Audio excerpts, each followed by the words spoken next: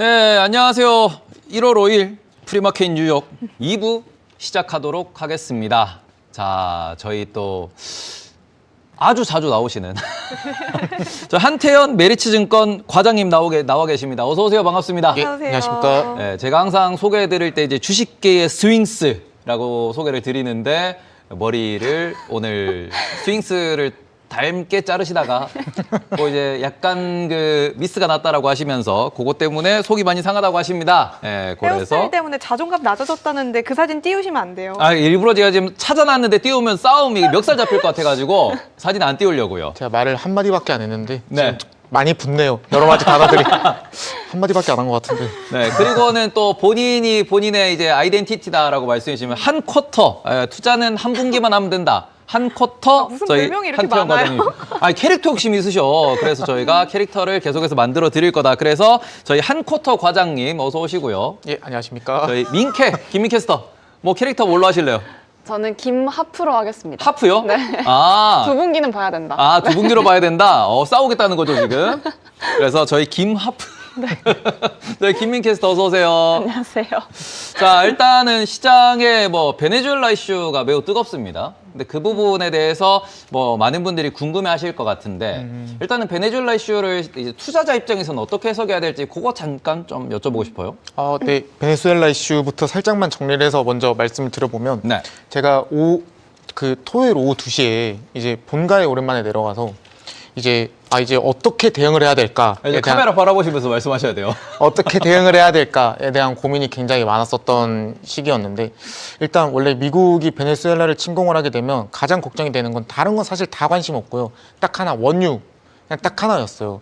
그래서 그러면 쉐브론이랑 엑소모빌 같은 기업들이 이미 들어가 있는데 이걸 어떻게 대응을 해야 될까에 대한 고민이 굉장히 많았었고 그러면 이제 인플레이션 관련해서 분명히 뭐가 올 텐데 이제 처음으로 CPI 2.9로 2.7로 내려가면서 이렇게 신나게 얘기를 하다가 바로 다음 달 또 원유 발로 오는 거 아닌가라고 걱정을 되게 많이 했었어요. 그런데 뭐 공부하고 좀 찾아보다 보니까 또 전쟁이 끝나 있더라고요. 네. 그리고 갑자기 이제 밤에 마두로 대통령이라고 해야 될까요? 뭐 그분이 하여튼 잡혀갔고 그러고 나서 이제 미국이 그러면 베네수엘라에 대한 약간의 뭐 이거 협조 정보라고 할 수도 있는데 저는 어떻게 표현을 할 거냐면 괴뢰 정부를 분명히 만들 거라고 생각을 하고요. 그럼 그 괴뢰 정부에서는 이제 미국이 베네수엘라에서 나오는 모든 원유에 대한 생산량 을 통제하게 되는 상황이 나올 거라고 봅니다. 그래서 오히려 인플레이션 더 잡을 수 있는 상황으로 볼 거라고 생각을 하고요. 그래서 미국 증시에는 오히려 더 전쟁 혹은 뭐 납치 이런 건 별로 좋은 건 아니지만 미국 증시에는 다시 또 호재로 작용할 수 있다라고 보면 좋을 것 같습니다. 뭐 의외로 미국 증시 전반도 그렇고 유가도 그렇고 별로 변동이 없어서 많은 분들이 엄청난 변화를 좀 예측을 했는데 생각보다 시장이 좀 잠잠하다라는 이야기를 하고 있습니다. 주가 많이 빠졌지 않나요? 근데 그렇게까지 우리가 생각했던 것만큼 그렇게 많이 빠지거나 위로 올라가거나 하는 일이 베네수엘라 사태 이후로는 크게 포착은 되지 않았거든요. 저는 사실 저 정도면은 많이 빠졌다 혹은 안정됐다까지도 볼 거라고 보고 있고요. 저는 어디까지 원래 혼자 생각을 그리고 있었냐면 이거 러우 전쟁 때처럼 이거 가스 공급량에 또 문제가 생기는 거 아니야? 까지도 연결이 됐었는데 이번에 부통령이 뭐 베네수엘라 부통령이 나와가지고 뭐 약간 우리에게 협조를 해줄 국가가 없나? 라고 물어봤는데 바로 트럼프가 너 마두로처럼 되고 싶어? 라고 얘기를 하자마자 그러면 바로 꼬리를 내렸잖아요. 그러다 보니까 지금 다시 원유가 또 안정되고 있는 모습이 나오고 있는 것 같고 이번에 그래서 트럼프가 러우 전쟁 사태를 보면서 가스에서 한번 대여받기 때문에 원유에선 절대 당하지 않겠다. 그리고 어떻게 할까 했었을 때 정말 빨리 끝낼 수 있는 방법을 보여준 뉴스라고 생각이 좀 들었습니다. 근데 저는 개인적으로 좀 궁금한 게 지금 트럼프 대통령이 뭐 유럽도 그렇고 중남미 국가도 그렇고 중국도 그렇고 국제사회의 지탄을 좀 받고 있습니다. 뭐 돈로 독트린이라는 표현까지 좀 나오고 있는데 이게 사실 국제법상 이게 괜찮은 건가요? 안 되죠. 절대 안 되죠. 완전 나쁜 범죄 행위죠. 원래 법으로 봤었을 때는 그게 맞는데 너무 강한 힘을 가지고 있으니 아무도 말을 못하는 것 같습니다. 그럼 앞으로 마두로 대통령은 뭐 어떻게 된다고 우리가 봐야 되는 거죠? 사실 뭐 감옥 가거나 뭐 아니면 감금 당하거나 하겠죠. 네. 그래서 뭐 지금 이 사태 하나로만 딱 놓고 봤었을 때에는 사실 저는 예전에 그 넵튠 스피어라고 그 오사마 빌라덴 잡아갈 네. 때 그때가 너무 생각이 나더라고요. 그때도 생각해 보면 파키스탄에 그냥 마음대로 쳐들어가가지고 그냥 몰래 시누크 2대 끌고 들어간 다음에 이제 특수부대원 전부 다 그 파병을 해서 이제 납치하려고 하다가 그러니까 없애고 타겟을 없애고 이제 확인하고 나왔잖아요. 근데 사실 이번 마두로도 크게 다르지 않다라고 생각을 하고 그 당시에도 파키스탄에서 엄청 항의를 했거든요. 근데 결국에 그 당시엔 대통령이 오바마였는데 우리는 미션을 성공했다. 라고 얘기를 해버리니까 다른 국가에서 태클을 걸 수가 없었던 상황이 있었던 것처럼 이번에도 그런 식으로 좀 넘어가지 않을까라고 보고 있고 네. 이게 좀 잔인하지만 이 투자자의 입장에서는 법은 그렇게까지 중요하게 보질 않고 그럼 주변 국가들이 지금 뭐 개입을 안 하고 그냥 이대로 그냥 끊는다는 얘기이신 거죠? 그쵸, 그럴 수밖에 없는 거죠. 이게 너무 힘이 강하니까 사실 저렇게 이제 잡혀가는 모습을 보면서 좀 한편으로는 슬픈 생각이 드는 것도 분명히 맞지만 어쩔 수 없죠. 어쩔 수 없죠. 어쩔 수 없죠로 더 이제 이상 뭐 할 말이 없는 끝이 지금 그걸 났습니다. 보고 어쩔 수 없죠. 네, 그렇죠. 네, 네. 일단은 그 부분에 있어가지고 현재 국제유가 같은 경우에도 크게 이제 변동이 없는 상황이고요. 그다음에 천연가스 같은 경우는 오히려 더 안정화되는 모습을 보이고 있다라는 점 천연가스 차트를 열어서 보여드리면은 지금 이게 뚝 떨어졌어요. 오히려 마두로 체포 소식 이후에 뚝 떨어지는 모습을 보이면서 최근에 뭐 난방비니 뭐니 좀 높다라는 부분에서 부담으로 작동했던 천연가스가 오히려 안정화되는 모습을 보이면서 투자자 입장에서는 그죠. 이제 우리가 그냥 시장만 생각을 했을 때는 오히려 유가가 떨어지는 안정되는 모습은 오히려 시장에 도움이 된다. 이렇게 정리를 해주셨습니다. 그러면은 저희 이제 오프닝 뉴스를 듣고 오늘 이제 오프닝 뉴스로 이제 9시 전에 해야 될 것 같아서 여기서 더 길어지면은 오프닝 뉴스를 또 못한다. 혹시 그냥 베네수엘라로 연결해서 오, 이어서 그럼요. 한번 해보도록 해도 오프닝 뉴스를 될까요? 포기하셨습니다. 네. 아니요, 이따 한다는 뜻 아닐까요? 저도 이 베네수엘라를 파보다 보니까 현지에서 어쨌든 미국의 영향력이 점점 커지고 있는 거잖아요. 그렇다 보면 어쨌든 생산량 자체는 좀 늘릴 수 있다라고 하면서 원유가 조금 공급의 안정화가 될 수 있다라는 측면은 어느 정도 인정을 하게 됐는데 사실 베네수엘라가 전 세계 원유 공급량으로 봤을 때는 1%가 안 된다고 합니다. 그럼 사실 굉장히 좀 작은 수준이라고 볼 수도 있겠는데 이 베네수엘라의 핵심 인프라적인 측면으로 봤을 땐 그동안 너무 노후화돼 있고 또 낙화돼 있다는 점에 착안해 봤을 때 사실 너무 시간이 오래 걸리지 않냐 그렇기 때문에 큰 영향을 없을 것이다 라는 부분도 확인이 됐거든요. 이 부분은 어떻게 보세요? 이거는 진짜 미국이 잔인한 건데 쉐브론이랑 엑슨모빌이 그냥 들어가서 설비 깔고 뽑아내면 되거든요. 그래서 뭐 원유도 이제 레벨이 있는데 뭐 중진류, 경진류 그리고 베네수엘라는 이제 중진류 이런 식으로 이제 분류가 되는데 그동안 노후화되어 있고 이제 마두로가 워낙 이제 강성이었다 보니 못 뽑아내고 있었던 거고 네. 이제는 오히려 공급량이 더 늘어날 수 있는 거죠. 그래서 공급량은 1%라고 하더라도 매장량은 한 30% 정도 될 거예요. 제가 정확히 퍼센테이지가 기억이 안 나는데 하여튼 네. 매장량이 굉장히 높다 보니까 그래서 오히려 지금 보면은 미국 저 마두로 이슈가 나오고 나서 네. 쉐브론이랑 엑슨모빌이 거의 8% 9%씩 올라가고 있거든요. 그래서 그런 모습들까지 봤었을 때 오히려 미국 기업들한테는 호재인 게 분명히 맞고 그리고 저희가 데이터 센터 혹은 뭐 미국 인플레이션 관련해서 얘기를 할 때 항상 나오는 게 에너지 그리고 인플레이션 하면 그 원유 이렇게 연결이 되는데 그런 부분들까지도 이제 미국이 다 통제를 할 수 있는 상황을 만들어 버리는 거죠. 네. 그래서 이게 저도 한국 사람이지만 좀 미국 주식을 투자하고 있는 사람 입장에서 좀 잔인할 정도로 좋은 것 같아요. 표현이 맞는지 모르겠는데 무섭습니다. 너무 약간 주식쟁이의 마음이긴 하지만 이게 진짜 좀 너무 슬프지만 너무 좋은 것 같아요. 그래서 결국에는 이 아까 말씀하신 전체 공급량 1%밖에 되지 않는다라고 말하는 거는 그 독재 정부가 기속이 되면서 얘네가 석유를 안 판다 이런 식으로 얘기를 해서 미국 내 자체 원유가 개발됐기 때문에인 거고 네. 그러면 그동안은 사용하지 못했던 자원들을 추가로 더 사용할 수 있게 되다 보니 그러면 또 미국 입장에서는 또 좋은 거고 그럼 또 호재가 오고 인플레이션도 더 내릴 수 있고 유가도 더 안정화시키고 그래서 뭐 코로나 전만 하더라도 뭐 미국 코로나 전이랑 지금이랑 실제로 미국에서 그 운전을 땅이 워낙 크니까 운전을 많이 하잖아요. 그럼 운전 많이 할 때 사용하는 다 기름인데 그럼 그 기름이 거의 한 4배 뛰었다고 얘기를 하거든요.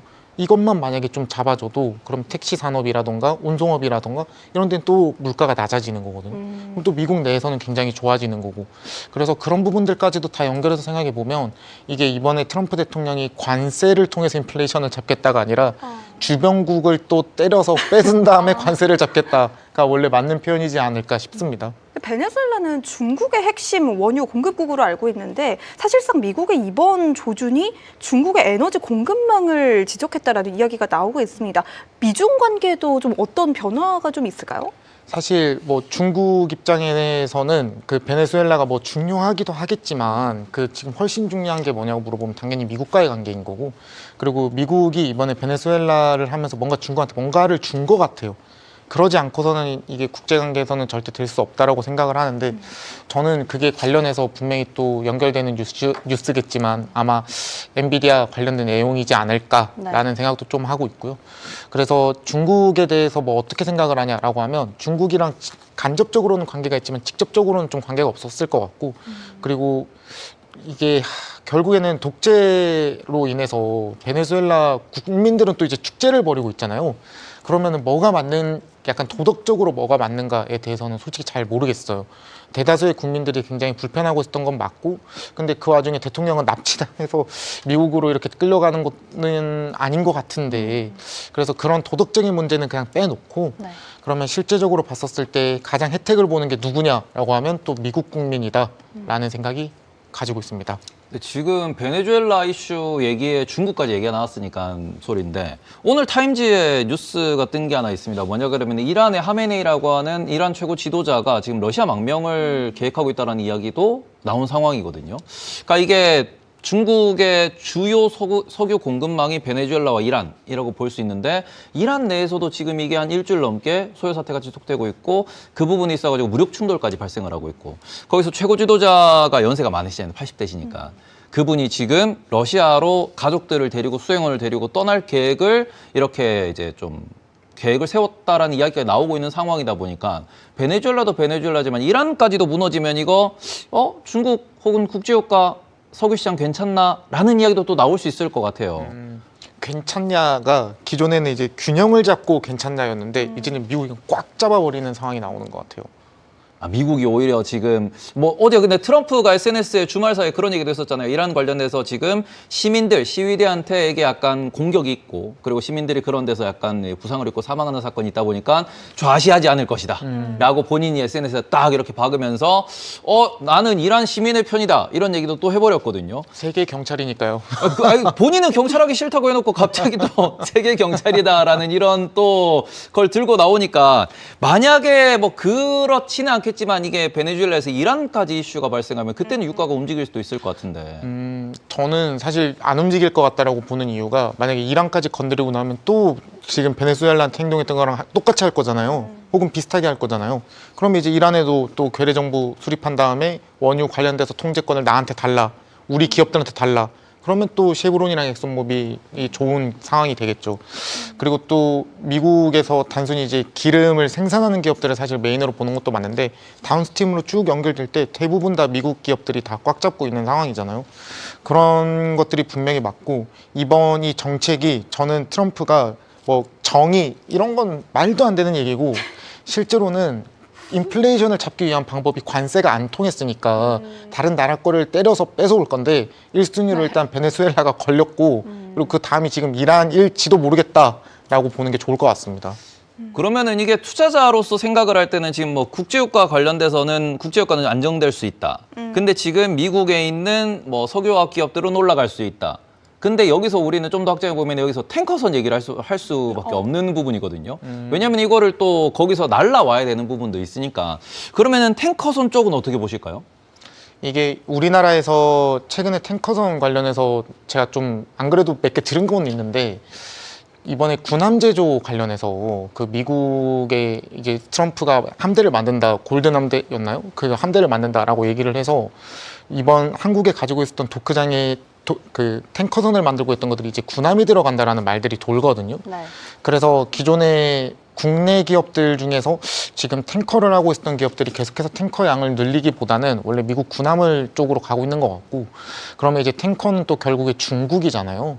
그러면 또 이제 중국 쪽 조선을 봐야 되는데, 저는 전형적으로 중국 주식을 믿지 않는 사람이기 때문에, 그래서 중국 주식까지 넘어갈 수는 없다 보니 탱커는 조금 투자하기 어려운, 저에겐 투자하기 어려운 부분인 것 같아요.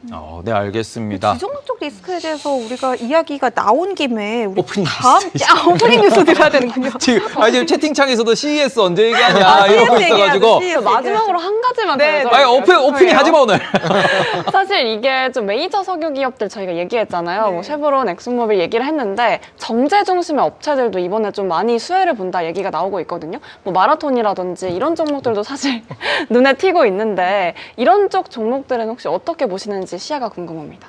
네, 분명히 좋은 것도 맞는데 근데 그럼에도 불구하고 제일 좋은 거는 일단 뽑아내는 애들이 먼저예요. 네. 뽑아내는 애들이 먼저다 보니까 엑슨모빌이랑 쉐보론 먼저 보는 게 맞고 그리고 그 다음에 또 더 내가 엣지를 더해서 투자하고 싶다라고 하면 충분히 포트에 추가해 볼 만도 한데 그 미국 주식의 약간 특징 중에 하나가 대장주가 최우선이거든요. 네. 무조건 대장을 베이스로 보고 그 다음 플러스 알파다 보니까 네. 만약에 비중으로 가져가겠다라고 하면은 지금 대장 뭐 엑슨모빌 쉐보론 먼저 뭐 30% 그리고 마라톤이라던가 뭐 추가적으로 더 가져가고 싶은 기업 20% 20% 이런 식으로 포트폴리오 구축을 해놓으면 에너지 기업들도 충분히 끌고 가볼 만하지 않나라고 짚으면 괜찮을 것 같습니다. 알겠습니다. 오프닝 뉴스로 드디어 넘어가 볼게요. 네, 전쟁 얘기 좋습니다. 이제 끝내죠. 아무래도 이번 주에는 가장 좀 주목하고 있는 뉴스가 바로 CES 2016이 되겠죠. 젠슨항 CEO, 또 AMD의 리사수 CEO 등의 기조연설들도 함께 집중을 해보셔야겠습니다. 사실 이렇게 2025년을 지나서 CES 컨퍼런스에 대해서 뭔가 투심을 계속 확보하는 모습을 보이긴 했지만 전일장 봤을 때는 시장 전반적으로 조금 뭔가 경계감을 완전히 해소하지는 못했다라고 설명이 되고 있습니다.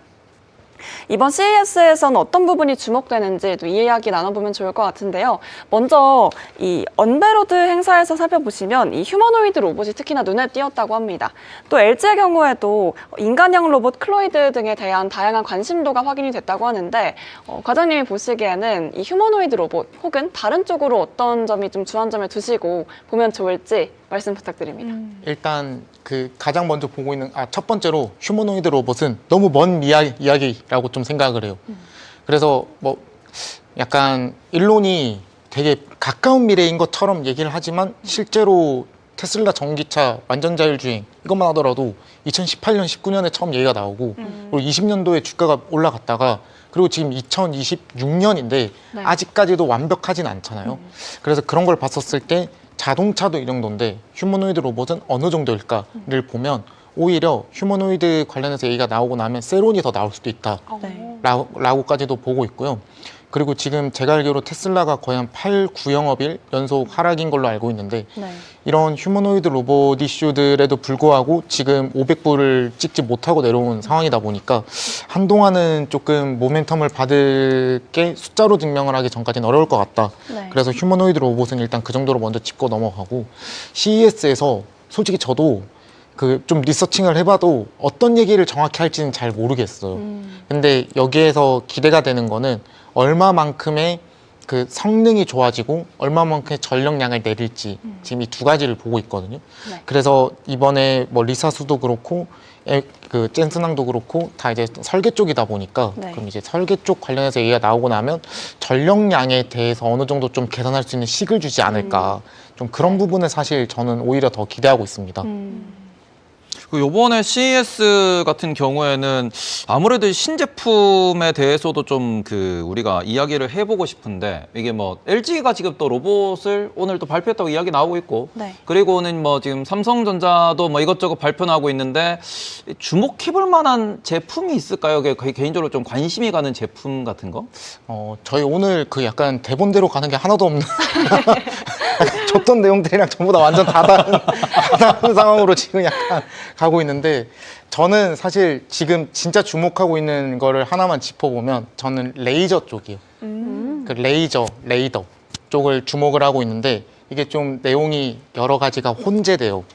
혼재되는 이유가 뭐냐면 일단 첫 번째로 그 베네수엘라 이슈에서 그 시누크였을 거예요 아마. 시누크를 타고 드론들을 띄워서 드론들이 호위를 하고 시누크가 가서 이제 납치를 해온 거잖아요. 네. 근데 저도 군생활 때 시누크를 여러 번 타봤거든요. 그래서 시누크가 되게 시끄럽고 원래 이게 안 걸릴 수가 없는데 도대체 이걸 어떻게 안 걸리게 했었을까 하면 그들만의 또 방법이 있었나 봐요. 그리고 또 플러스로 호위를 할 때 드론들을 이번에 띄웠더라고요. 근데 이게 국방부 기밀이어서 정확한 디테일은 공개를 안 해요. 네. 그러면은 이번에 이 트럼프가 골든돔 관련해서 얘기를 할 때 방산 관련 이야기를 하는데, 그럼 드론이랑 항공 관련해서 얘기가 분명히 나올 거고, 원래 시누크는 이제 보잉이 만드는 그 헬기거든요. 그러면 보잉이 원래 그동안은 좀 주저했었던 게 이번 작전을 통해서 조금 더 모멘텀을 받을 수 있다라고 보고 있고, 그리고 플러스로 그 옆에 드론들이 날아다니는데 그 드론들은 다 이제 자율주행이잖아요. 그게 진짜. 혹은 조종을 하잖아요. 조종하려고 하면 이제 레이저 혹은 레이더를 통해서 이게 어떻게 갈 건지, 어떻게 들어갈 건지 이런 걸 확인을 해야 되는데, 그러면 이게 이번에 같이 엮이는 게 그 우주 쪽이랑 같이 엮이고 CS 쪽이랑 같이 엮여요. 같이 엮인다라고 하는 게 로봇도 똑같이 레이저를 쏘고 내가 몇 미터 갈 수 있는지, 몇 미터 뒤로 가야 되는지, 걔네는 그 밀리미터 단위로 계산이 되잖아요. 그럼 밀리미터 단위로 내가 갔다가 뒤로 갔다가, 그럼 이런 부분들을 계산을 하는 이제 레이저 관련 회사들이 분명히 이번에 곽강을 받을 것 같고, 그 곽강을 받는 와중에 또 이게 다 칩이다 보니까 네. 그럼 칩을 또 가지고 그 다시 또 컴퓨팅을 하려고 하면 엔비디아를 써야 되거든요. 엔비디아 GPU. 그럼 또 엔비디아가 또 다시 모멘텀을 받을 만한 부분이고, 그래서 그거를 아마 젠슨항이 기조연설을 할 거라고 생각을 하고 있고, 그러면 또 여기서 추가되는 게 얘네가 수많은 데이터들을 쌓아오는데 저장할 곳이 필요하니까 메모리 반도체로 또 연결이 되거든요. 그래서 메모리 반도체 섹터도 그렇고 그 반도체에서 연산 컴퓨팅 쪽도 그렇고, 그리고 플러스로 레이저, 레이더 쪽도 그렇고, 그러면 이쪽까지 다 엮여서 이번에 CES를 좀 주목해야 될 거라고 보고 있고, 그 과정에서 방산 관련주들 중에 보면 레이더에 특화된 기업들이 있어요. 뭐 RTX 같은 기업들. 그러면 RTX 같은 기업들이 실제로 이번에 그 요격을 할지 말지에 대한 계산들도 먼저 서 있었을 텐데, 그럼 그런 기업들이 전부 다 이번 CES에서 어느 정도의 정확도를 가지고 우리가 할 수 있다라는 거를 증명해낸 애들이 분명히 나올 거거든요. 그래서 그쪽의 섹터가 몰릴 때, 그러면 이제 스페이스X에 대한 우주 기대감까지 이제 올라가 버리니까, 그러면 레이더를 써야 되는 상황인데, 그 우주 쪽은 원래 돈이 진짜 안 되거든요. 돈이 안 되고, 이게 그럼 기대감으로만 가야 되는 상황에서 플러스로, 그러면 그 방산 쪽이라는 곳에서 이제 돈을 대줘 버리니까 네. 기대감과 숫자가 동시에 찍히는 기업들이 이번 CES에서 한번 짚어줄 것 같아요. 그래서 좀 그런 부분들을 기대를 하고 있는데, 이게 제가 받은 질문지에 이 내용이 없었어서 제가 좀 논리적으로 말을 못한 것 같아서 되게 아쉬운데. 아 근데 좋아요. 지금 종일 고민한 채팅창에서 내용입니다. 아주 그냥 그 레이저, 레이더 이제 어깨 거냐, 방산 어깨 거냐 이런 항상 얘기까지 어깨 걸어요? 하시는 네. 분이 있으신데. 그런 얘기 먹으려고 있는데 어깨 겁니까? 아, 이건 걸어볼만 하죠. 오. 이거는 걸어볼만 하죠. 전 이번에 진짜 그 마두로 너무 충격을 많이 받아가지고 도대체 그 위치는 어떻게 추적을 했으며, 위치 추적하는 거 어떻게 했겠어요? 다 레이더잖아요. 아, 이 네. 마두로가 생포된 거에 대해서 충격을 받은 게 아니라 마두로가 어떻게 생포가 됐을까에 그쵸. 초점을 맞추신 거군요. 그렇죠. 생포는 될 수밖에 없습니다. 아, 그러니까 그 부분에 있어가지고 이게 레이저와 레이더 기술이 분명히 동원이 됐을 것이다. 그렇죠. 근데 실제로 얘기가 나오는 거는 이게 뭐 썰이긴 하지만, 마두로 대통령이 잡힐 때 당시 대통령 관저에 중국 대사랑 마두로가 만나고 있었다. 그 상황에서 그냥 잡아갔다. 그렇죠. 뭐 그런 얘기도 있더라고요. 그리고 여기서 진짜 충격적인 게 뭐냐면, 마두로도 대통령입니다. 그러면은 경호원이 있어요. 그럼 경호원이 어떻게 된 거죠, 이건? 대략 추정을 해보면 80명이라고 하거든요. 그럼 80명 사살하고 끌고 간 거예요. 그러니까 이렇게까지 생각을 해보면 이 사건이 정말 충격적이에요. 도대체 어떤 기술을 써서 이 사람이 중국 대사랑 같이 얘기를 하고 있는 위치까지 추적을 한 다음에 이걸 이제 시누크로 정확히 쏴서 시누크가 가서 그 근처에 드론들 띄워놓고 잡아가지고 옆에 사람들 다 죽이고 끌고 온 거잖아요. 네. 근데 이거를 어떻게 했을까? 근데 이거 내부자 고발이라는 얘기가 있던데 이거는 너무 음모론인가요? 내부자 고발일 수도 있겠죠. 근데 내부자 고발을 해도 한 번 더 체크를 해야 되잖아요. 그 체크를 한 것까지 전부 다 맞물려서 전쟁이라고 해야 될까요? 이 전쟁이 3시간 만에 끝내버렸잖아요. 작전. 전쟁보다는 뭐 납치 혹은 작전이라는 그런 아니, 단어를 많이 쓰고 저 있으니까. 화질도 안 좋은 영상을 오늘 한 12번 정도 보고 있는 것 같아요. 그러니까 저 상황들까지 전부 다 이 연결을 하는 게 분명히 시뮬레이션도 돌렸을 거잖아요. 그 옛날에 넵튠 스피어 작전 보면은 똑같은 그 시뮬레이터 장소를 만들어서 이제 CQG 하는 것처럼 이제 총 들고 자기들끼리 연습해서 이러는 과정들이 다 있는데, 그럼 이 시뮬레이션을 사람은 들어가서 돌지만 드론은 어떻게 돌겠어요? 그럼 드론은 또 다시 컴퓨팅 장비를 통해서 돌아갔겠죠. 그럼 또 어떤 거 썼을까? 엔비디아, 팔란티어 썼겠죠. 그래서 그런 식으로 이제 연결이 되고 있다 보니까 그러면 데이터를 실제로 수집하는 애들인 레이더 기업들, 근데 이게 또 CES랑 엮여서 로봇에 들어가는 레이더 기업들, 이런 게 분명히 이번 CES에서 좀 주목할 만한 내용들이지 않을까라고 생각을 하고 있었습니다. 이제 전쟁도 거의 뭐 AI전이네요. 그쵸. 지금 위쪽에도 엄청 무서워하고 있을 겁니다. 지금 정말 많고 잡혀갈 수 있을 만한 독재자들이 굉장히 많기 때문에 굉장히 무섭죠. 아, 근데 이런 거 이미 보면. 짤 도는 게 보니까 그 위쪽에서는 그 얘기 하던데요. 우리는 석유가 없습니다라고. 아, 이거 웃겼다, 좀. 그런 얘기가 나왔었다. 성공했다. 네. 자, 그리고 이제 저희 다음 뉴스 뉴스로 이야기를 넘어가 해야 될 것 같아요. 베네수엘라에서 끄집어서 나왔더니 다시 베네수엘라로 저희가 들어갔기 때문에 다시 나올게요. 괜찮습니다. 아까 중국 얘기가 잠깐 나왔잖아요. 이제 과장님께서 중국 관련된 얘기는 절대 신뢰하지 않는다고 하셨는데 딥시크 관련된 이야기도 함께 점검해보면 좋을 것 같아서 가져왔습니다. 사실 저희가 PM편에서 한번 가져왔던 내용이긴 한데요. 질문 드리고 싶은 부분이 있어서 또 한번 체크해보면 좋겠습니다. 딥시크가 AI를 효율적으로 활용할 수 있는 방안을 담은 논문을 공개했습니다. 고성능 엔비디아 칩에 접근하기 어려운 미국의 빅테크와도 좀 경쟁하겠다라는 심리가 확인이 되고 있고요. 이번 논문에서는 딥시크의 연산량과 또 전력 소모를 줄이면서 모델의 확장성을 높일 수 있는 새로운 확장 구조를 제시하기도 했습니다. 업계에서는 이번 발표를 딥시크의 차기 모델 출시 신호로도 보고 있는데요. 딥시크는 지난해 추론 특화 모델인 R1을 내놓기 전에도 이렇게 먼저 논문 공개를 하면서 당시 또 바로 이렇게 내세웠던 점이 시장에는 큰 충격으로 작용하기도 했습니다. 그런 점에서 이 후속 모델인 R2가 설 연휴 전후로 공개될 수도 있을 것이다라는 기대감도 함께 받아가고 있는데요. 최근 AI를 좀 봤을 때 전력 사용량이라든지 이런 부분들이 굉장히 많이 차감돼 있잖아요. 그래서 좀 시장에서는 최근 뭐 초대형 모델과 그리고 한편으로는 소형의 온 디바이스 모델 이렇게 양분화되어 있는 구조가 함께 확인이 되고 있더라고요.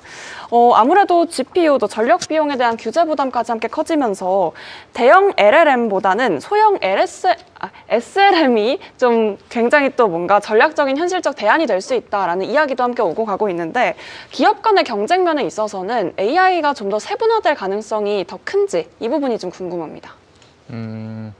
일단 질문을 먼저 짚어보면 중국이 과연 미국에 대항할 수 있는 AI 모델을 낼 수 있냐가 첫 번째 질문이시죠. 맞습니다. 그럼 일단 전 안 된다. 안 된다라고 명확하게 저는 좀 짚고 넘어가는 편이고 얘네가 그동안 했었던 거짓말의 역사가 있어요. 그 거짓말의 역사.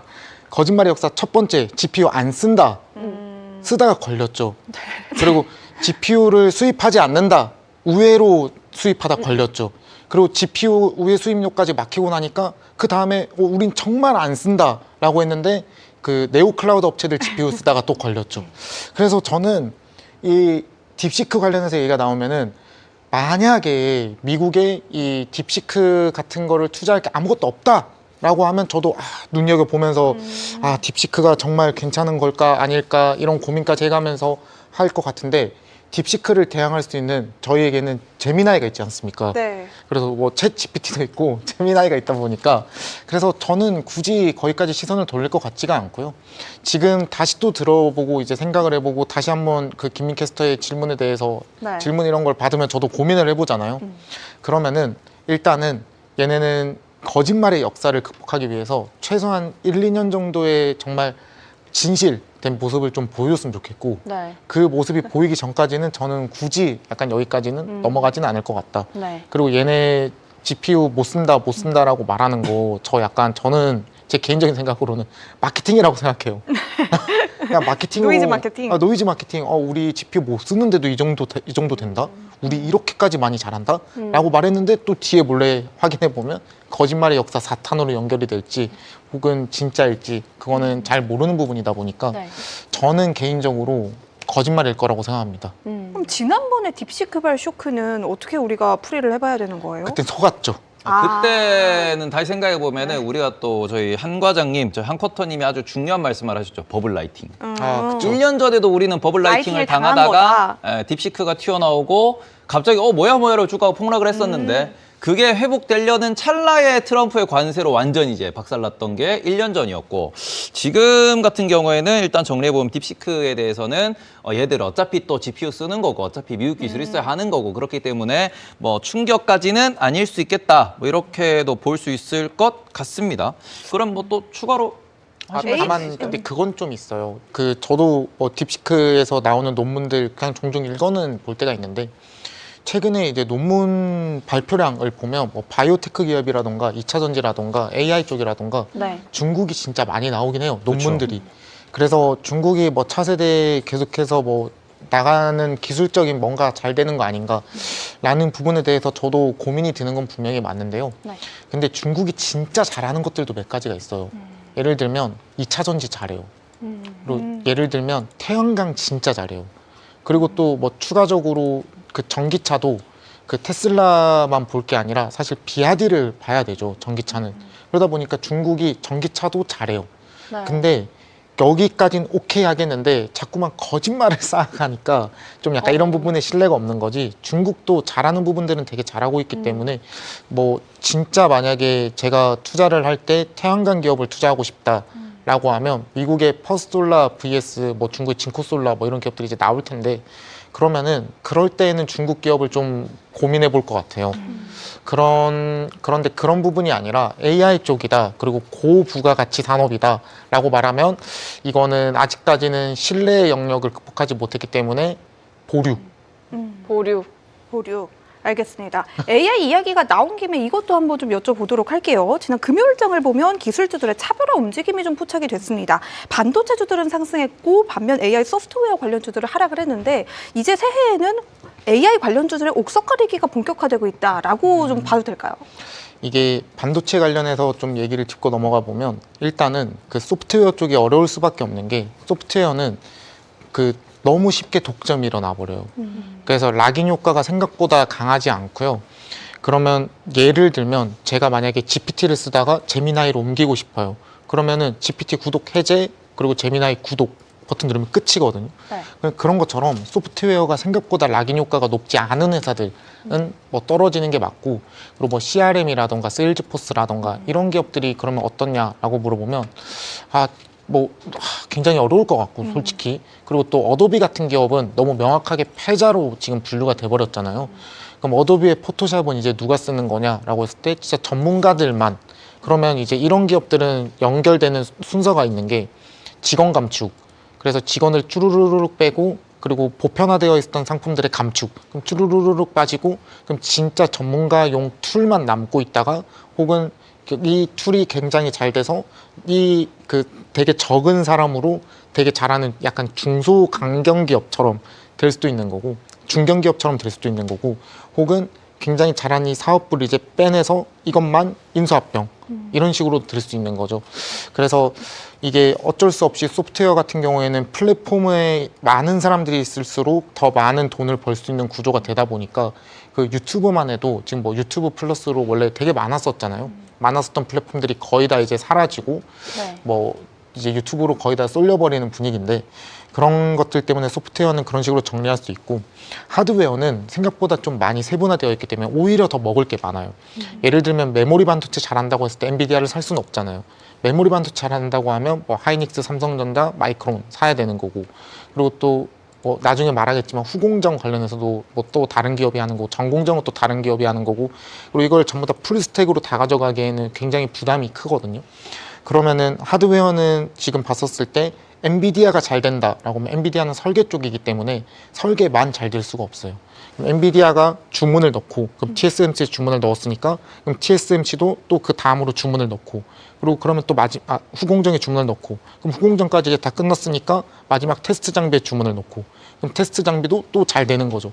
그래서 모두가 다 같이 파이가 커지는 게 가능하기 때문에 하드웨어 쪽이 지금 오히려 더 보기 좋은 거고, 그래서 오늘 삼성전자 장외 8% 올랐는데 지주분들 많이 축하드리고요.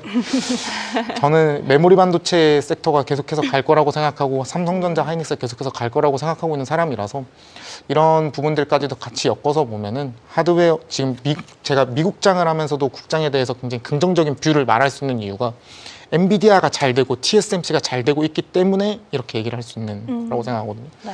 그래서 하드웨어는 이렇게 밸류체인 상에서 서로 같이 성장이 가능한 게 맞고 소프트웨어는 서로 뺏어가는 구조다 보니까 좀 차이가 있다로 이해하시면 좋을 것 같습니다. 일단 뭐 오늘 국장 얘기, 삼성전자 하이닉스 얘기가 나왔으니 말인데 지금 얘기가 나온 특히 오늘 우리나라 주식이 많이 오른 이유 중에 하나가 뭐냐 그러면은 D램 가격에 대해서 특히 뭐 데이터 센터용 메모리에 대해서 가격을 70%는 올리겠다라는 얘기가 나왔습니다. 근데 이게 가격 자체를 올리는 건 좋은데 이걸 뭐 10%, 20%씩 이렇게 옛날 사이클로 생각하면 그렇게 매달 혹은 뭐 매 계약마다 올려 나갔었는데 이게 지금 노트북 같은 경우에도 아수스가 발표했는데 30% 올리겠다.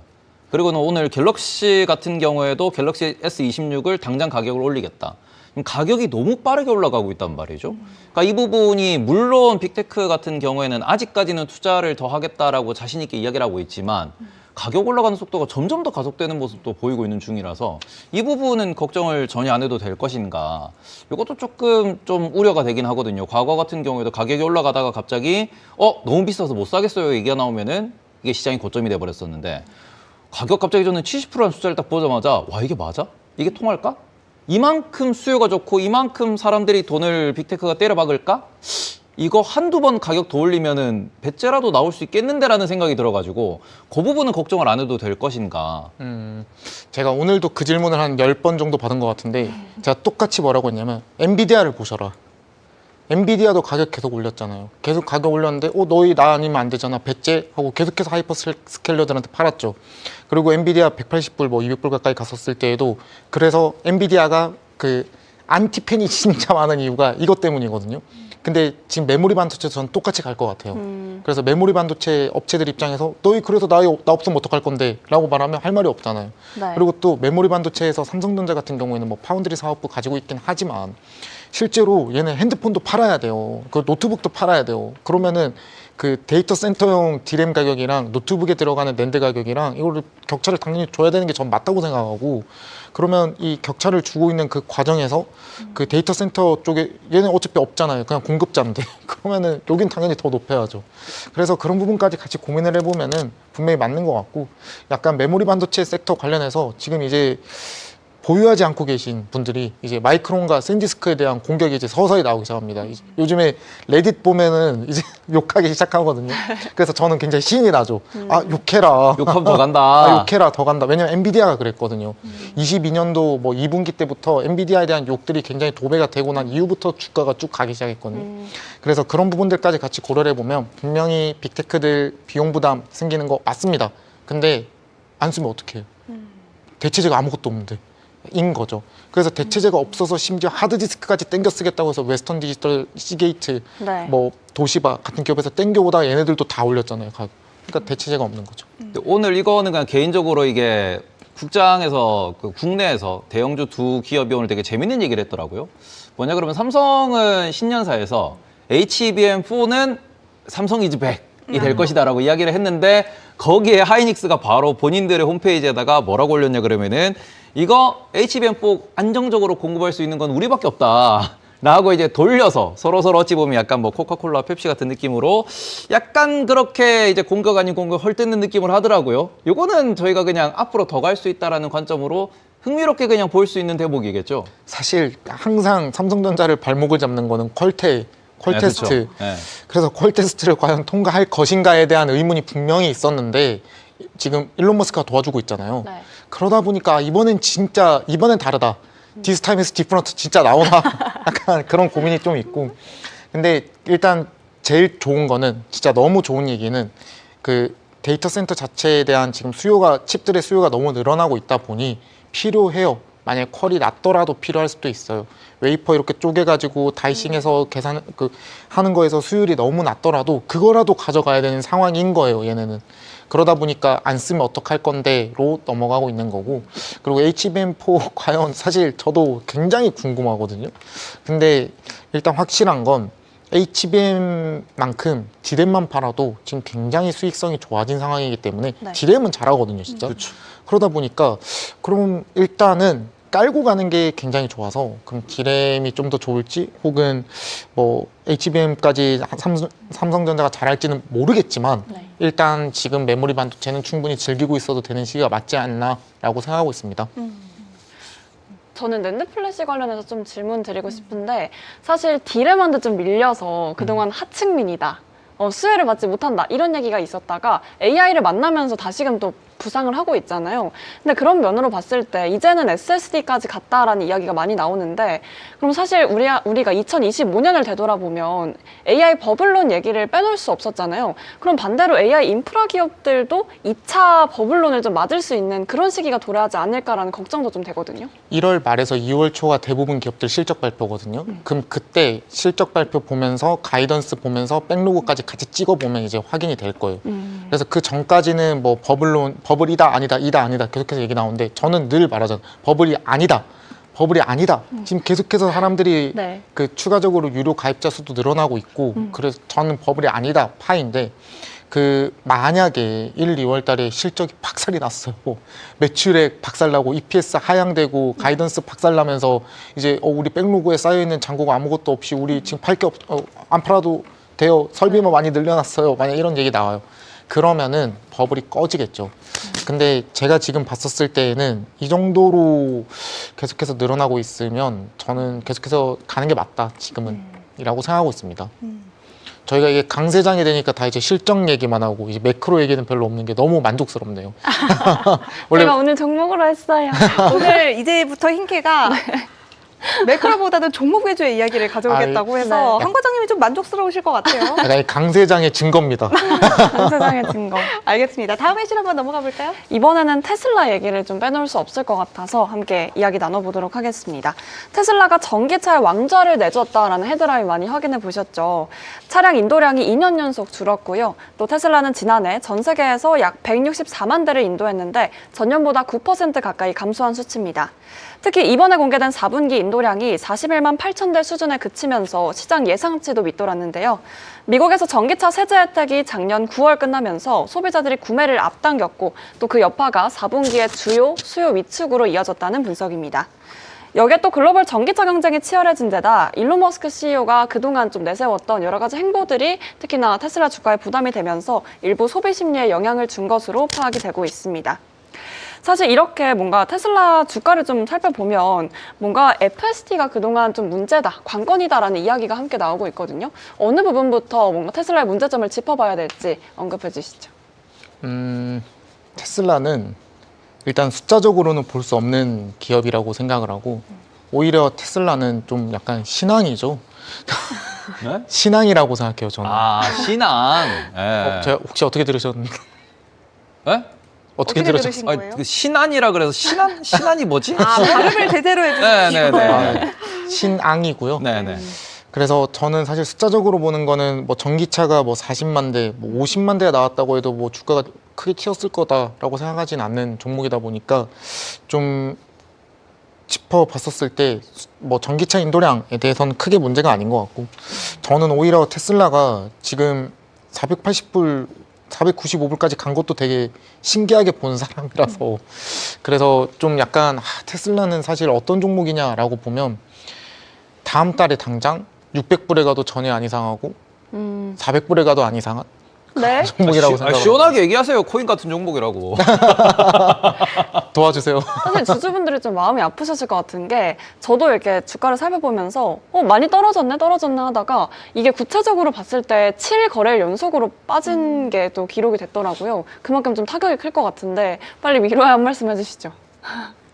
구글 사세요. 일단 요 차트 좀 열어서 보여주시면은 일단은 그쵸 저희 그 게스트를 보호해야 되는 차원이기 때문에 본인이 제가 역풍을 맞으시겠어요? 저는 근데 이미 뭐 워낙 유명하기 때문에 이 동네에서는 업계에서는 테슬라는 코인입니다. 코인이라고 표현하는 이유가 여기 보시면은 이게 쭉 올라오던 때 200불에서 왔다 갔다 하다가 트럼프 당선으로 그때 랠리, 폭풍 랠리가 나왔고 그 당시가 250불 기준이었다고 보면은 거의 더블 났었거든요. 이 더블 나는 구간이 한 달, 두 달입니다. 두 달 만에 이 거래일 기준에서 30거래일 만에 더블이 난다라는 소리는 이거는 우리가 이게 전 세계에서 시가총액 20등 안에 들어가는 종목으로서의 움직임으로는 놓고 보기가 어렵지 않나. 그러다 보니까 이게 수급주라고 많이들 표현을 하시고 근데 그 부분을 좀 이게 좀 예민하게 민감하게 받아들이실 만한 주주분들이 많이 계시니까 특히 우리나라 한국인 주주분들이 많이 계시기 때문에 국내의 이런 컨텐츠에서는 되게 조심스럽게 이야기는 하지만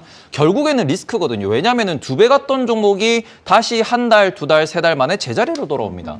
말 그대로 반대로 말하면 반토막이 났다라는 소리예요.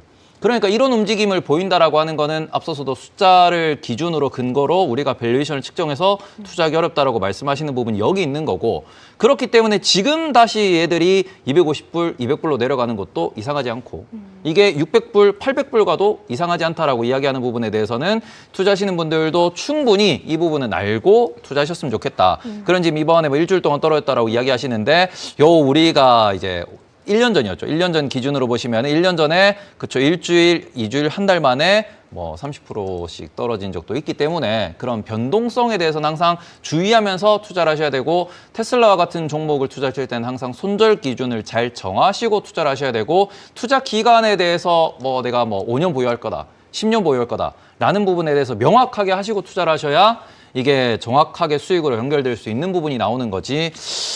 너무 이게 어찌 보면은 이제 남의 말 듣고 짧게 뭔가 약간 흔들리게 투자를 하시면은 돈 벌기 매우 어려운 주식이다라는 점, 그거는 기억을 하시면서 투자를 하셨으면 좋겠다라고 말씀을 드리고 보고가 됐죠? 아, 감사합니다. 아니 근데 네, 테슬라가 네. 방금 신앙 같은 종목이라고 말씀해 주셨잖아요. 근데 사실 신앙이라는 말은 어떻게 보면은 뭐 단기적이기보다는 조금 장기적으로 보면 믿음이 있는 만한 종목이다라는 이야기로도 저는 들리는데 테슬라가 지금 구상을 하고 있는 청사진 있잖아요. 뭐 휴머노이드 로봇이랄지 로보택시랄지 여기에서 우리가 좀 가시적인 무언가 결과물을 포착을 하는 순간이 나온다면 그때는 이야기가 좀 달라질 수도 있지 않을까요? 그때는 달라지죠. 뭔가 보여준다면요. 그러니까 로봇 택시로 매출이 완벽하게 찍히는 그 순간을 보여줘야 이제 그때부터는 계산을 하고 달라질 건데 근데 문제는 그 로봇 택시로 인해서 발생될 매출과 EPS를 이미 다 땡겨왔다고 생각해요. 그래서 원래 그런 식으로 계산을 하잖아요. 막 휴머노이드 로봇은 전 세계 가정 파출부 시장이 뭐 예를 들어 100조 시장인데 휴머노이드 로봇을 만들어서 내가 그 100조 시장을 대신 가져오겠다. 네. 그래서 뭐 연간 100조씩 매출이 나왔는데 뭐 10년이면 1000조니까 그러면 이 시장 자체를 1000조 정도의 시장으로 보고 내가 50조 정도를 투자를 해서 한 20배 정도의 뻥튀기를 내는 수익을 내겠다라는 게 원래 투자 아이디어의 기본인데 그러면은 로봇 택시 같은 경우에도 전 세계 택시 시장 규모가 뭐 대략 뭐 한 800조다라고 하면 이 800조에서 테슬라가 얼마 정도 점유율, 뭐 30% 점유율은 가져오겠다. 그러면서 가져온 다음에 내가 거기에서 나오는 매출액과 EPS를 계산을 해서 한 3년이면 혹은 10년이면 내가 이 투자금 전부 다 회수할 수 있겠다라는 생각을 가지는 게 이제 퍼로 봐야 되는데 근데 이미 지금 퍼가 너무 높다 보니까 좀 투자하는 부분이 분명히 저는 어렵다라고 생각을 하고요.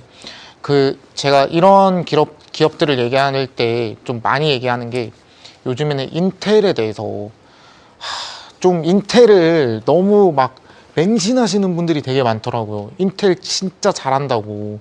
근데 인텔은 잘하는 기업이 아니에요. 그리고 또 인텔 제가 오늘 찍어봤었을 때 퍼가 대략 한 3,000배 정도 나왔던 것 같은데 이 퍼가 3,000배까지 올라가는 기업들은 이제 EPS라던가 매출액이라던가 가이던스가 제가 생각하는 기준에 완전 바깥으로 가버린 기업이에요. 근데 그거랑 또 뭐 예를 들면 지금 퍼가 혹시 살짝만 밑에 요걸 말씀을 3,870만 배입니다. 네. 그러면 지금 EPS가 주당 벌어들이는 수익이 0.01불밖에 안 되는데 근데 이게 중요한 거는 이게 인텔 같은 경우에는 한참 돈을 잘 벌다가 2021년부터 이익이 꺾이기 시작을 했고 이 부분이 뭐 데이터 센터에서 점유율이 AMD에 밀리기 시작을 했다. 그리고는 우리가 지금 인텔의 어찌 보면 CPU 시대가 저물고 GPU 시대로 가면서 엔비디아로 시장 점유율이 넘어간 것도 분명히 존재하고 PC 시대에서 모바일 시대로 넘어가면서 PC에서 1등을 하던 인텔 자체가 어찌 보면 데이터 센터는 AMD에 밀려 PC는 모바일에 밀리면서 ARM 쪽으로 매출이 넘어가고 이 상황에서 AI라고 하는 GPU 시대가 엄청나게 크게 벌어지니까 인텔이 지금 매출 자체가 지금 중간에 있는 요 그래프가 매출인데 매출 자체가 2022년부터 꺾인 상황입니다. 그러니까 이 부분에서 이제는 구조조정을 해서 다시 흑자 전환을 만들어야 되는 거고 이런 부분에서 이제 파운드리 제조업으로 넘어가겠다라고 하고 있지만 거기에 대해서 지금 말씀을 해주시고 계신 거다라고 생각하시면 될 것 같습니다. 아, 너무 감사합니다. 깔끔한 진행. 네, 말씀하세요. 네. 저는 그래서 진짜 파운드리에서 얘네가 잘하는 모습을 보여주면 네. 그때 들어가도 늦지 않다주의거든요. 왜냐하면 지금 그 퍼 기준으로는 뭐 3,800배인데 포워드 기준으로 제가 알기로 30 몇 배였죠? 68배입니다. 68배인가요? 예상치로는. 그 예상치 기준으로 68배면 지금도 비싼 건 분명히 맞는데 그 3,800보다는 훨씬 나으니까요. 그래서 만약에 진짜 뭐 68배 정도까지로 내려오는 내년 시점쯤에도 만약에 정말 인텔이 인원 감축 효과가 있고 뭐 엔비디아로부터 받은 투자에 대한 효과가 나오는 게 올해 이제 나오기 시작한다라고 얘기를 한다면 그때는 해볼만 하다라고 보지만 지금으로 보기에도 투자가 굉장히 버거운 종목이 맞다라고 생각을 하고 있거든요. 네. 그래서 저는 뭐 테슬라도 그렇고 인텔도 그렇고 이런 기업들을 투자할 때에는 평소에 가지고 있었던 기준과는 완전히 달라져서 이 기업이 이 기업 정말 못하는 것 같은데 망하지는 않을 거야. 그러니까 지금 높은 퍼 받고 있더라도 나중에 정부 보조금도 받고 그리고 뭐 다른 하이퍼스케일러 기업들의 투자들도 받으면서 인텔이 살아날 수도 있을 거야 라고 생각을 하고 투자를 한다고 하면 그건 어느 정도 이해가 된다. 그리고 또 테슬라 같은 경우에도 뭐 로보택시가 뭐 지금은 아니더라도 뭐 20년, 5년 뒤, 10년 뒤에는 진짜 테슬라가 시장 전체 점유율 50%까지 먹을 것 같아 라고 생각하면 그것도 그때까지 난 기다릴 거야 라고 하면 그런 상황에선 테슬라도 오케이 라고 생각을 하는데 지금 당장의 숫자로 봤었을 때에는 좀 꿈과 그 신앙의 영역이 있다라고 보는 거죠. 그래서 오히려 그럼 여기에서 봤었을 때 원래 고PER 종목 얘기하면 팔런티어 얘기를 많이 하잖아요. 근데 저는 그 테슬라랑 인텔이랑 팔런티어는 완전 격이 다르다고 생각해요. 왜 격이 다르냐면 팔런티어 같은 경우에는 국가에서 계속해서 돈을 주잖아요. 네. 국가에서 돈을 주고 있다 보니까 그러면 얘네가 원래는 꼭 필요한 기술인데 그 아무도 만들지를 못하다 보니 팔런티어가 이 기술을 만들었는데 돈이 너무 많이 들어가서 국가가 지금은 매출액을 어느 정도 보장을 해주다가 나중에 정말 그 일반 사기업으로도 다 뻗어 나갈 수 있다면 팔런티어는 저 정도까지 올라갈 거라고 생각해서 펄을 적용하고 있다라고 얘기하면 오히려 이해할 수 있거든요. 네. 그래서 그런 식으로 좀 정치 테마적으로 엮여 있는 종목이랑 그리고 또 그 정말 국방부 쪽으로 엮여 있는 종목들이랑 그리고 또 플러스로 완전히 그냥 그 가치를 따져야 되는 일반 사기업들은 좀 구분지어서 보면 되게 좋을 것 같고요. 그래서 이번에 골든돔 관련해서 저도 보면서 이거 이번에 진짜 국가에서 우주로 쏘는 기업들 최근에 막 로켓랩 얘기 되게 많잖아요. 국방부에서 이번에 또 계약 따냈고 뭐 작년에 16번 쐈는데 이번에 추가적으로 좀 더 쏠 것 같다라는 얘기도 나오고 있고 그러면 이제 상업용 위성 쏘고 있는 회사들 뭐 AST 스페이스 모바일 같은 기업들도 중소형 기업이긴 하지만 충분히 지금은 지켜볼 만하다. 왜냐하면 국방부에서 뭔가 나올 거기 때문에 그런 기대감이라면 충분히 보는 거죠. 그래서 아까 CES 관련해서도 레이저 이런 얘기를 했었는데 레이저 관련된 기업들 중에서도 이거는 조금 너무 잘하는 기업들이 압도적으로 잘하는 부분들이 있는데 제가 이건 좀 약간 사설인데 한 가지 그냥 좀 재밌어서 네, 그럼요. 제가 이번에 그 미사일 요격 아이언돔 네. 이걸 보면서 한 발에 한 20억 혹은 뭐 비싼 건 100억 이렇게 하잖아요. 미사일 한 발에. 네. 근데 이거를 고출력 레이저로 대체하겠다는 회사가 있는 거예요. 무슨 말인지 이해가 되세요? 드론 같은 거를 네. 원래 미사일을 퓨 쏴서 터트려야 되잖아요. 네. 근데 그게 아니라 레이저로 이렇게 팡 쏴서 없애겠다는 거예요. 그게 가능해요? 걔네 말에 따르면 가능해요. 오. 그래서 진짜 완전 고출력으로 올려서 그 약간 불태워 없애버리는 거죠. 그리고 또 혹은 전자파를 쏘는 거예요. 제가 맞으면 어떻게 될까요? 죽는 거죠. 유유. 근데 그게 뭐 그들이 가지고 실제로 있는 증거가 있나요? 실제로 이게 우리가 뭐 논얘기는 하지만 에반게리온이라는 그 애니메이션을 보시면은 거기서 쏩니다 이렇게 도쿄의 모든 전력을 모아가지고 가능해요. 근데 이게 과학적으로 되는 거기 때문에 그건 애니메이션이잖아요. 과학적으로 됩니다. 어. 대신에 이제 2만 와트를 바로 송출할 수 있는 그런 능력이 있어야 된다. 그건 그런 안 되는 것들은 거잖아요. 지금 그걸 개발하고 있는 거죠. 그런데 보세요. 이거를 이렇게 쏴서 그 에반게리온처럼 태우는 게 아니라 쏴서 이거를 무력화시키는 건 가능해요. 예를 들면 전자파를 쏴서 더 이상 이제 얘가 가고 있던 센서들을 다 마비를 그건 시킨다던가. 지금도 하고 있는 거 아니에요? 그거 지금 하고 있어요. 네. 그래서 아이언돔에 실제로 하고 있는 건데, 근데 요즘에 이번에 러우 전쟁 때 되게 핫했던 것 중에 하나가 자살 드론. 그래서 소형 드론들을 이제 쏘잖아요. 네. 그럼 그거는 고출력 레이저로 예를 들면 이걸 완전히 두 동강을 내는 건 아니더라도 잘라버리는 거죠. 뭐 날개를 자른다던가 이런 식으로 잘라버릴 수 있게 지금 할 수 있다는 거예요. 그래가지고 그 기술이 이번에 또 골든돔에서 얘기가 나오더라고요. 그러면은 기존에는 그 미사일 한 발 쏠 때 예를 들어 한 30억 정도 들었다. 중간값으로. 30억 정도가 들었는데 그럼 10발만 쏴도 300억인데 그럼 그 레이저 기술 하나로 레이저 기계 하나는 재사용이 가능하잖아요. 그러면 그걸로 대체를 했었을 때 얼마까지의 시가총액을 받을 수 있는 기업이 탄생할까라는 생각을 가지고 있는 거죠. 그래서 이번에 골든돔에서 저는 좀 그 레이더 기술들 그리고 또 스페이스X로 연결되는 그 레이더 기술들 그리고 데이터 센터가 만약에 정말 우주로 쏴진다라고 하면 다시 또 한국으로 지구로 데이터를 보내야 되는데 그 데이터를 쏘는 그 광통신이라던가 혹은 광 모듈 기술들 이런 것들이 지금 이번에 CES부터 해가지고 쭈루루룩 연결되는 기대감으로 갈 것 같아요. 네. 그래서 저는 원래 중소형주는 그렇게 선호하는 편은 아닌데 지금은 조금 주목해야 되는 시기도 분명히 맞는 것 같고 만약에 중소형주들에 대해서 이렇게 좀 투자를 하고 그 로켓랩처럼 한 번 이제 계약을 할 때마다 뭐 한 발 쏠 때 얼마 줄게 이런 식으로 하는 거는 사실 되게 위험하거든요. 그 위험하다고 말하는 이유가 반복적으로 계약이 나오기가 힘들어요.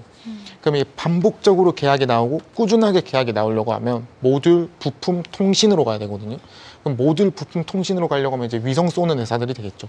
그래서 이번에 좀 보면서 좀 이런저런 좋은 기업들이 굉장히 많은 상황인 것 같고 그럼 그 기업들 중에서 좀 골라가면 지금 충분히 좀 고퍼라고 하더라도 괜찮은 기업들 모아갈 수 있는 시기다라고 보고 있었습니다. 그래서 오늘 원래는 이제 저희가 반도체 관련된 종목에 대해서 말씀을 해주셨는데 저희 또 작가님이 긁었어요. 또 추가로 좀 더 몇 개 없을까요? 관심 있게 보는 거 없을까요? 라고 하셨는데 여기 보니까 뭐 테러다인이라든지 뭐 코어런트라든지 뭐 이런 기업들도 관심이 있다라고 이야기를 해주셔가지고 방금 얘기해주신 뭐 광통신이라든지 아니면은 이게 뭐 우리가 항상 반도체에 대해서 이야기를 많이 하고 있고 제가 지금 말씀해니까 이게 오늘 이 얘기하고 싶어요 하는 종목을 저도 되게 좋아하는 종목이거든요. 그래서 이것도 너무너무 듣고 싶지만 일단은 말씀하시던 내용이 있으니까 이어서 광통신이라든지 이런 쪽에도 잠깐 이 종목들에 대해서 소개가 가능할까요? 코어런트는 제가 팔로우 반 지가 몇 개월인데 가능하죠. 예. 제가 이게 최근에 그 광통신, 광모듈 관련된 기업들을 몇 가지 혹시 기억하시나요? 어떤 종목이죠? 코어런트, 뭐 루멘텀, 시에나, 그쵸. 시스코 맞아요. 기억나요.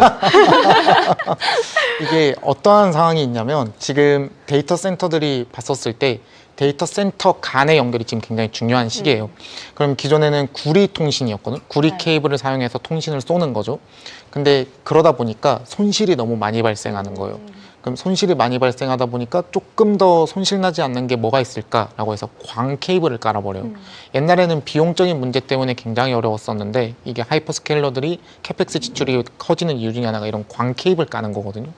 그럼 광 케이블을 까는 가장 메인 기업이 시에나, 그래서 백본 네트워크 전 세계 대장 기업이고요.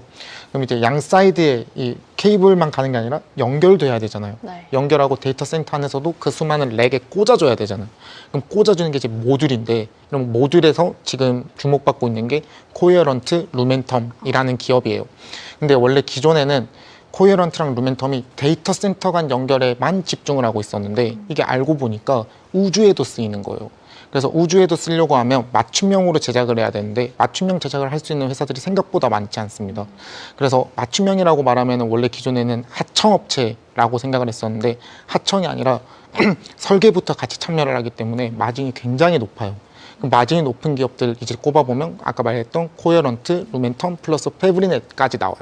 그럼 이런 기업들이 이번에 데이터 센터만 참여를 하고 있는 게 아니라 우주로 보내는 이 모듈들에도 참여를 하고 있는 게 나온 거죠. 그래서 아까 테이버님이 이런 종목들을 말씀 주신 것 같고, 테러다인은 이제 여기서 왜 나오냐면 테러다인은 테스트 장비 업체입니다. 그래서 우주로 우주로 뭔가를 보내거나 하거나 혹은 칩을 생산하거나 할 때 마지막에 장비 검사를 해줘야 되는데 그 검사를 해줄 수 있는 전 세계 1위 업체가 또 테러다인이 1위는 아니고 2위인데 1위는 어드벤테스트라고 일본 기업이고 2위가 테러다인인데 아무래도 일본 기업보다는 미국 기업이 조금 더 멀티플을 많이 받다 보니 테러다인을 위주로 투자하고 있는 거고요. 그래서 테러다인도 그렇고 코어런트도 그렇고 이번에 다 정고점 거의 인근 혹은 뚫고 있는 상황인데 처음에는 이런 이제 파동으로 막 이런 얘기도 하잖아요. 이런 파동을 얘기할 때 데이터 센터로 나왔었던 파동에서 그 다음 파동으로 넘어가니 지금 우주로 스무스하게 넘어가고 있거든요. 그래서 지금 미국 주식들 고점 아닌가요? 고점 아닌가요? 라고 물어볼 때 이 다음 테마가 뭐가 나오는지가 그래서 중요한 부분이에요.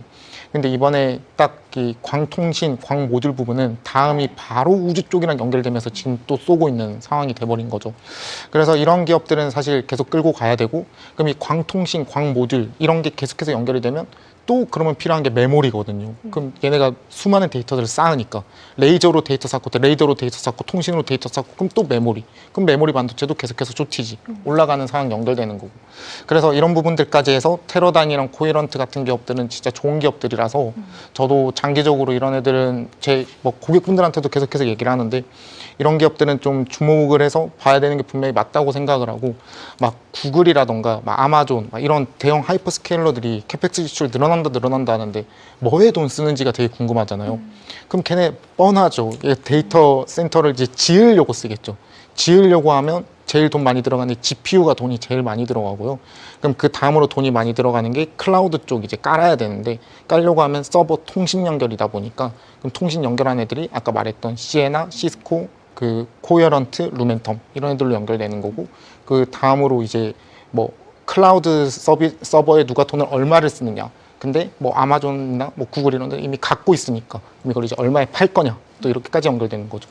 그래서 아까 말씀 주신 테러단이랑 코헤런트 이런 식으로 좀 정리를 하면 조금 이해가 괜찮지 않으셨을까 싶습니다. 그리고는 원래 얘기하고 싶었다라고 하는 또 새로 뭔가 반도체 관련된 종목을 또 하나 가져오셨는데 제가 미리 살짝 소개를 해드리면은 정말 제가 사랑에 맞지 않는 기업이고요. 그리고는 뭐 과거에 이제 어르신들 기준에서는 아남전자라고 하면 기억을 하실 수도 있을 것 같은데 일단은 뭐 그러니까 국내에 상장된 기업이 아니고 미국에 상장돼 있는 기업이고 과거에는 뭐 아남전자 반도체사 사업부 이런 얘기도 있었었는데 현재 송도에도 공장이 있는 걸로 알고 있습니다. 맞아요.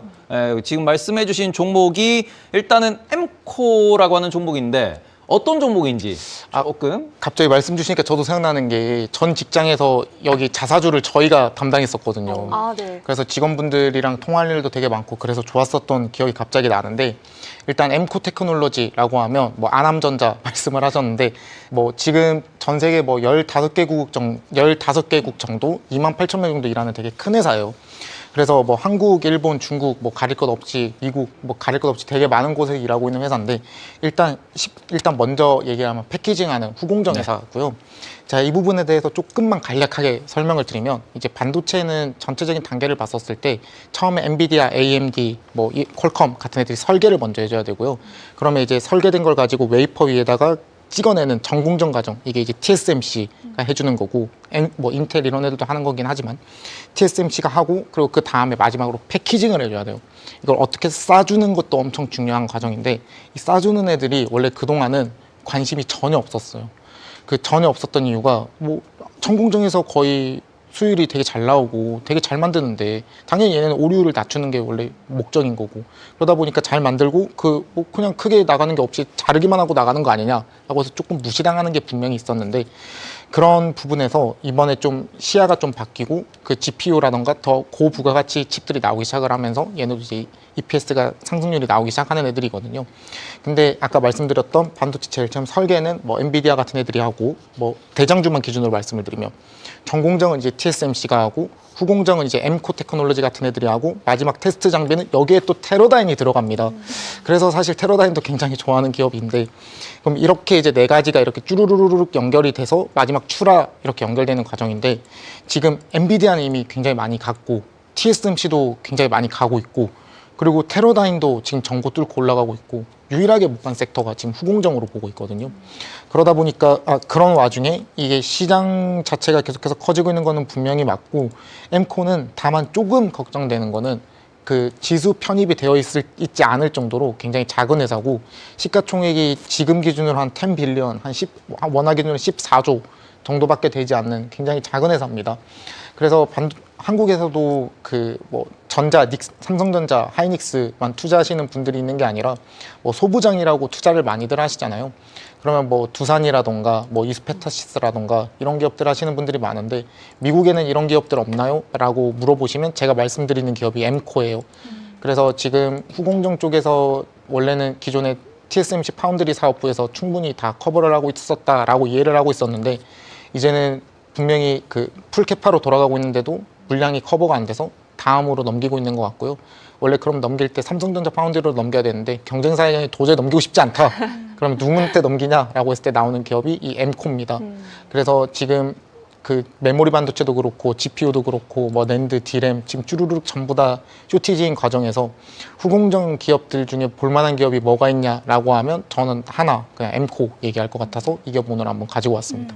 일단 뭐 최근 기준 뭐 작년이죠. 25년도 기준에서 TSMC의 후공정에 참여한다라는 이야기도 많이 나왔었고 그런 부분에 있어가지고 앞으로 이게 우리가 앞서 말씀해주신 뭐 설계부터 제조 그리고는 그 관련된 많은 기업들, 뭐 예를 들어서 TSMC 관련주로 뭐 ASML 같은 것도 놓고 볼 수 있을 것이고 거기에 또 소재 부품을 납품한 어플라이드 머티리얼즈라든지 이런 여러 가지 기업들이 다 같이 묶여가는데 아직 주목을 받지 못했다라는 점에서 요 후공정 기업에 대해서 시가총액이 조금 작으니까 요 부분에 대해서는 앞으로 성장성도 있을 수 있다. 그런 부분에 대해서 좀 가져왔다라는 점 체크해 보시면 될 것 같습니다. 오늘은 그래서 약간 중소형주에 대해서 우리가 관심을 가질 수 있을 만한 그런 특집 종목들이 많았다라고 볼 수 있을 것 같은데 끝으로 뭐 추가 질문 같은 거 있을까요? 뭐 간단하게 이것만 하나 좀 보면 어떨까 싶은데 혹시 있으신가요?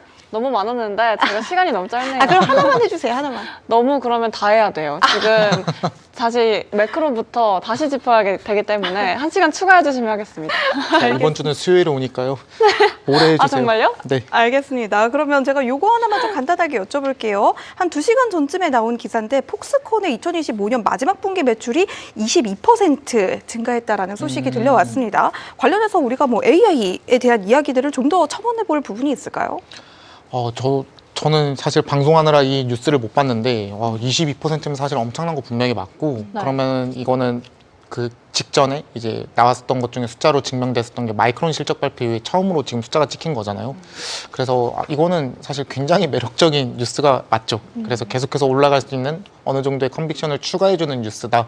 라고 이해하시면 좋을 것 같습니다. 이제 추가로 말씀드릴 만한 거는 나냐 메모리라고 저희 대만의 PCB 1등 기업이 있습니다. 거기가 YOY로 매출이 나왔는데 46.6% 증가했다라는 소식도 오늘 나왔기 때문에 이 부분에 있어가지고 지금 다들 두 자릿대에서 이제 MOM, QOQ 두 자릿대가 나오는 기업들도 많고 YOY로는 이게 두 자릿대 중반이 나와버리는 20%, 30%, 40%씩 나오는 기업들이 많기 때문에 여전히 지금 AI에 관련된 반도체 관련된 숫자는 엄청나게 찍히고 뜨겁다. 있다. 네, 그런 거 체크해 보시고 오늘도 미국 주식에서 미국 증시에서 반도체가 얼마나 많이 가는가 그리고는 필라델피아 반도체 지수가 신고가를 뚫고 올라갈 수 있을 것인가 거기에 대해서 엔비디아도 올라갈 수 있을 것인가 더 크게 보면 나스닥의 신고가를 쓸 수 있을 것인가 이런 거 체크하시면서 내일 새벽 6시일 겁니다. 6시에 또 CES 젠슨항 대표가 나와서 기조연설하기 때문에 그런 부분까지 아침에 다 확인을 하시고 또 더 추가적인 내용은 내일 프리마켓 뉴욕 저녁 8시에 또 시작하죠? 네. 네, 그때 또 오시면은 저희가 또 다양한 이야기 또 오프닝 뉴스로 많이 정리해가지고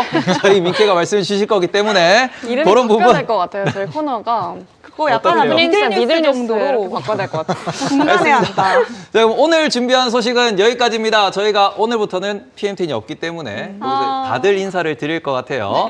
그러니까 저는 여기서 퇴근해보고 인사 한마디씩 하시죠. 네, 뭐라고 인사를 해야 될까요? 알겠습니다. 밤 알겠습니다. 8시는 언제나 프리마켓 뉴욕 그럼 이렇게? PMT 인사를 한번 해볼까요? 우리 밤 8시에는 언제나 프리마켓 뉴욕.